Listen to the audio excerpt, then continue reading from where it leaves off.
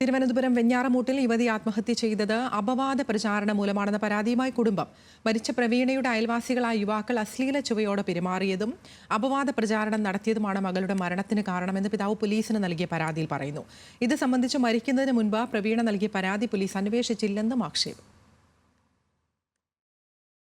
വെഞ്ഞാറമൂട് സ്വദേശി പ്രവീണയെ വീടിനുള്ളിൽ തൂങ്ങി മരിച്ച നിലയിൽ കണ്ടെത്തിയത് തിങ്കളാഴ്ച.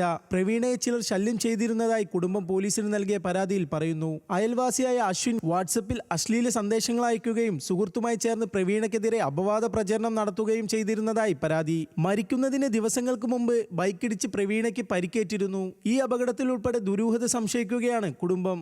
ബാക്കിലല്ല ഇടിച്ചങ്ങനെ സൈഡിൽ വന്ന് തള്ളിയിട്ട രീതിയിലാണ് പോയേക്കുന്നത്.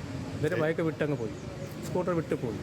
നിർത്തിയില്ല. കുറേ ദൂരം പോയിട്ട് പിന്നെ അവനെ കാണാനില്ല. അങ്ങോട്ടുള്ള മൊബൈൽ വഴി ഇത് ക്യാമറ പരിശോധിച്ചപ്പം അങ്ങോട്ട് പോയിട്ടില്ല. അവൻ ഇടമോട് വഴി കടന്നുപോയി. അത് അതിൽ തെളിവുണ്ട്. അപ്പം അതും സ്റ്റേഷനിൽ കാണിച്ചു, അതിനും പരാതി കൊടുത്തു. അശ്ലീല സന്ദേശം അയക്കുന്നതും അപവാദ പ്രചരണം നടത്തുന്നതും ചൂണ്ടിക്കാട്ടി പ്രവീണ തന്നെ പോലീസിൽ പരാതി നൽകിയിരുന്നു. മോശക്കാരിയായി ചിത്രീകരിച്ചത് മൂലം നാട്ടിലിറങ്ങി നടക്കാൻ കഴിയാത്ത സ്ഥിതിയാണെന്നും പരാതിയിൽ പറയുന്നു. എന്നാൽ ഈ പരാതിയിൽ വെഞ്ഞാറമൂട് പോലീസിൽ നിന്ന് നടപടി ഉണ്ടായില്ലെന്നാണ് കുടുംബത്തിന്റെ ആരോപണം. ന്യൂസ് മലയാളം, തിരുവനന്തപുരം.